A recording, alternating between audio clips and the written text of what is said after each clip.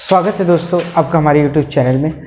अब हम पढ़ने जा रहे हैं ट्रिग्नोमेट्रिक फंक्शन में कॉस थीटा के बारे में, और इसमें हम ये जानेंगे कि कॉस फंक्शन कैसे वर्क करता है। अब देखो बच्चों, कॉस थीटा का ग्राफ किस तरीके का होता है। कॉस थीटा का ग्राफ बच्चों इस तरीके का होता है कि ये वैल्यू होती है +1 और ये वैल्यू होती है हमारी -1।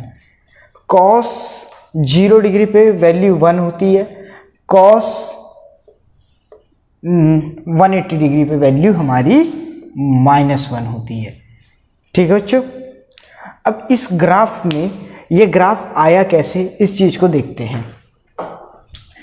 देखो बच्चों, इसके लिए भी हमें सबसे पहले टेबल बनानी पड़ेगी, और वो टेबल किस चीज़ की होगी, हमारी कॉस थीटा की।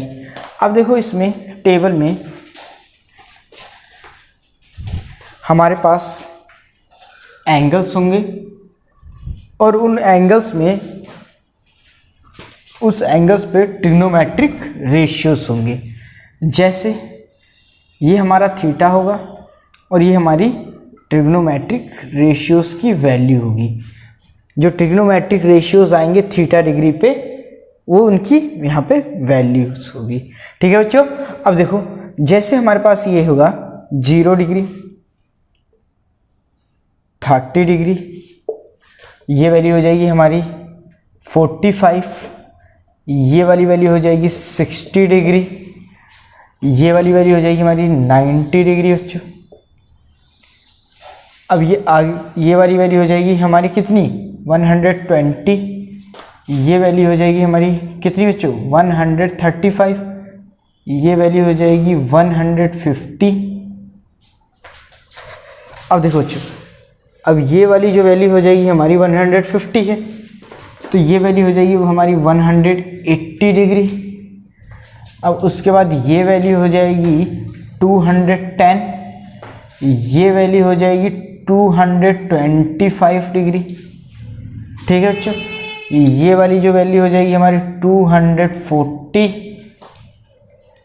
ठीक है बच्चों, अब देखो ये जो वैल्यू हो जाएगी हमारी कितनी हो जाएगी, 240 के बाद ये 210, 225, 240, ये वैल्यू हो जाएगी 270 डिग्री, ये वैल्यू हो जाएगी हमारी 300, और ये वाली जो वैल्यू हो जाएगी आगे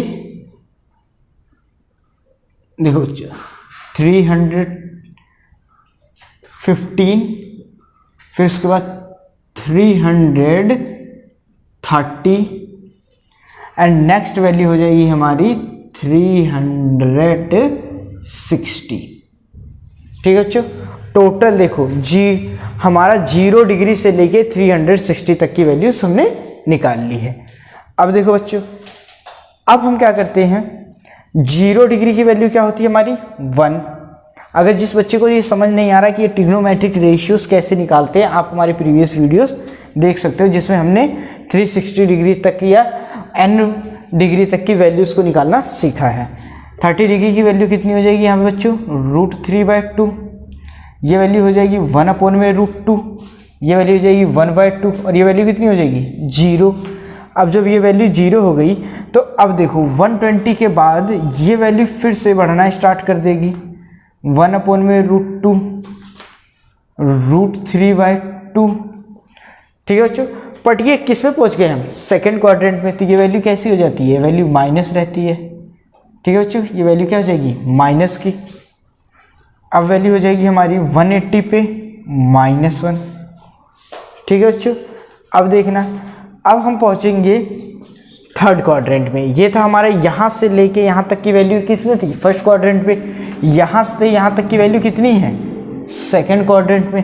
अब जैसे ही कॉस थर्ड डिग्री में, थर्ड वैल्यू में जाएगा, तो ये भी किस तरीके की वैल्यू देगा, -√2। ठीक है बच्चों, क्योंकि कॉस थर्ड क्वाड्रेंट में भी क्या होता है, नेगेटिव। ठीक है बच्चों, अब यहाँ पे हम वैल्यू निकालेंगे कॉस की, और कॉस 30 डिग्री की वैल्यू, और कॉस 30 डिग्री की वैल्यू कितनी होती है √3/2, और ये वैल्यू क्या लग जाएगी माइनस। और माइनस क्यों लगेगा, क्योंकि अब हम देखो बच्चों इस चीज़ को हम यहाँ समझ लेते हैं कि अब देखो अगर हम फर्स्ट क्वाड्रेंट में है कॉस अगर फर्स्ट क्वाड्रेंट में है, second quadrant, third quadrant and fourth quadrant, ठीक है, फर्स्ट क्वाड्रेंट, सेकंड, थर्ड और फोर्थ। अब क्या होता है कि कॉस का जो यहाँ बेस होगा हमारा बेस, ये हमारा बेस पॉजिटिव आता है, और यहाँ पे बेस हमारा क्या होता है नेगेटिव।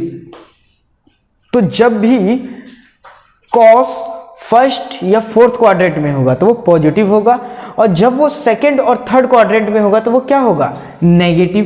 देखो कैसे, ये हमारा P होता है, ये हमारा B। अब यहाँ पे अगर हम वैल्यू से निकालेंगे तो ये हमारा B होगा और ये हमारा क्या होगा P, और इसके लिए अगर हम वैल्यू से निकालेंगे तो देखो सेम, ये हमारा क्या हो गया B और ये हो गया P और ये हो गई हमारी वैल्यू P। तो जब भी हम इसमें बेस निकालेंगे कॉस थीटा क्या होता है हमारा कॉस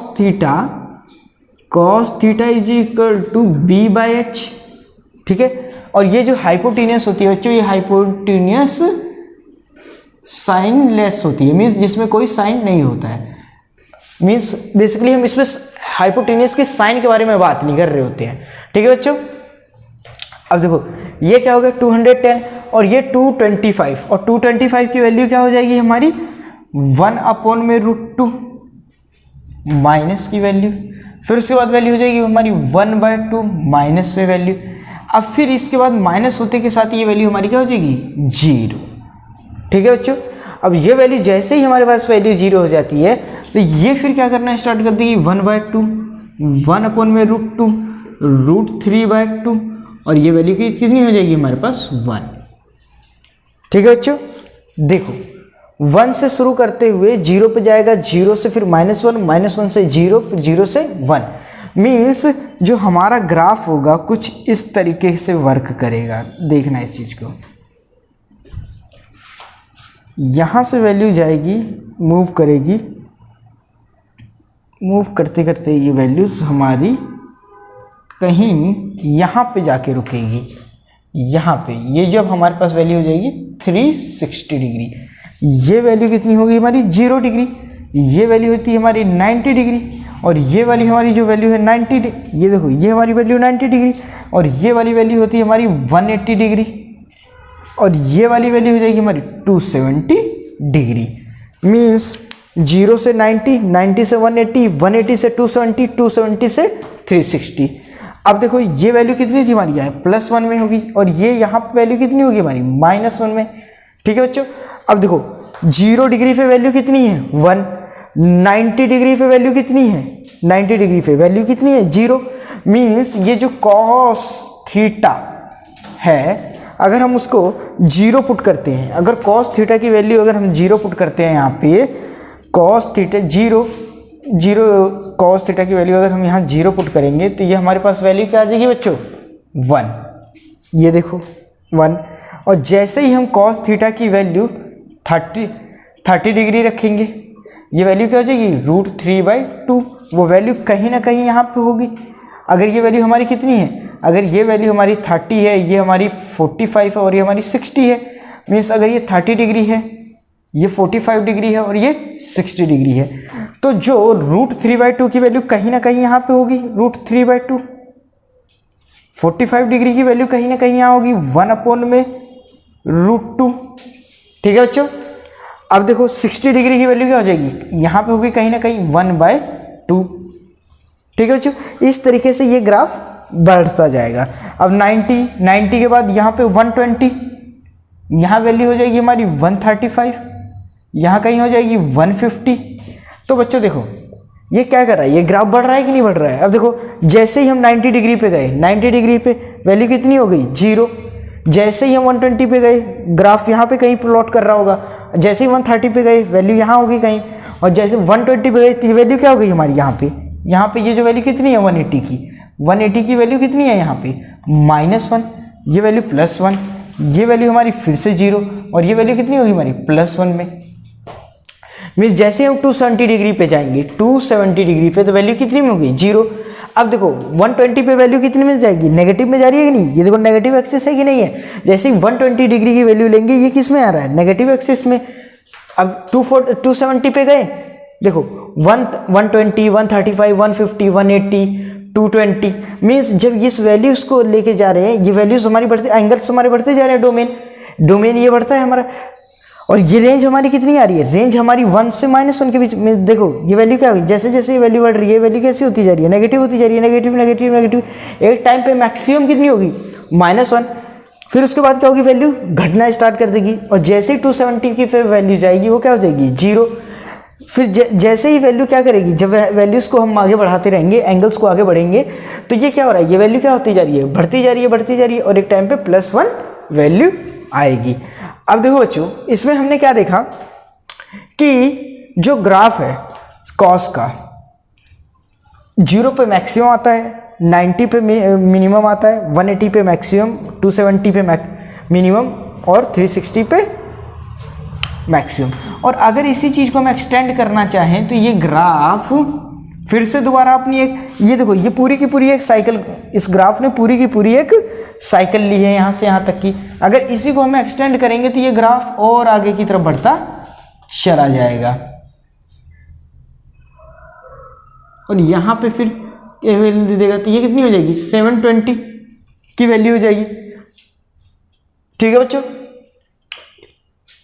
अब देखो, अब इसको और भी ग्राफ को आगे बढ़ाएंगे तो और भी एंगल्स जुड़ते चले जाएंगे, पर मैक्सिमम वैल्यू कितनी आ रही है, +1, और मिनिमम वैल्यू कितनी आ रही है, -1। तो इसलिए इस फंक्शन की जो डोमेन है, जो इस फंक्शन की डोमेन है, जो इस फंक्शन की, वो कितनी है, 0 से लेके 360, 360 से लेके 720 से लेके और भी एंगल्स कितने भी हो सकते हैं। और इसकी जो रेंज है, इसकी जो रेंज है, ये भी क्या है, इसकी रेंज है 1 से -1 तक। देखो 1 फिर -1, इसके बीच में वैल्यू आइए, 1 +1 से -1 के बीच की वैल्यू। अब यहाँ की जो वैल्यू होगी, -1 +1 के बीच में वैल्यू है, -1 और +1 के बीच में वैल्यू है, मीन्स -1 और +1 से बड़ी वैल्यू नहीं हो सकती। देखो +1 से बड़ी वैल्यू नहीं हो सकती और -1 से छोटी वैल्यू नहीं हो सकती, मीन्स -1 से और नीचे ग्राफ नहीं जाएगा। ये जो हमारी y एक्सिस है ये और नीचे नहीं जाएगी, किससे नीचे, -1 से। और ये जो ग्राफ है इसमें +1 से ऊपर वैल्यू नहीं जाएगी, तो मीन्स रेंज क्या है हमारी, 1 से लेके -1 तक। ठीक है बच्चों, ये हमारी डोमेन है और ये हमारी रेंज है, किसके लिए, इस फंक्शन के लिए। किस फंक्शन के लिए, एफ थीटा फंक्शन के लिए, एफ थीटा फंक्शन जो कि कॉस थीटा, मीन जैसे जैसे हम थीटा की वैल्यू पुट करते रहेंगे इसमें, ये फंक्शन की वैल्यू चेंज होती रहेगी। जैसे ही हम ये एंगल्स पुट करेंगे इसमें, इस वैल्यूज में, और इस वैल्यूज के, इस एंगल के ऊपर, मान लो अगर हम 30 डिग्री पे पुट करते हैं वैल्यू, तो ये इस 30 डिग्री पे ये कॉस थीटा की वैल्यू क्या होगी, ये फंक्शन डिफाइन कर रहा है। कौन सा फंक्शन, ये कॉस थीटा का। इसको हम कई बार कोसाइन फंक्शन भी कहते हैं। तो ठीक है बच्चों, ये समझ में आया कि हमने ये एक तरीके ग्राफ किस तरीके से काम कर रहा है कॉस के लिए। फिर हमने प्रीवियस वीडियोस में देखा था कि साइन के लिए ग्राफ कैसे काम करता है। तो इतनी चीजें बच्चों समझ में आ गई, तो चलो ठीक है, अब मिलते हैं नेक्स्ट वीडियो में। धन्यवाद।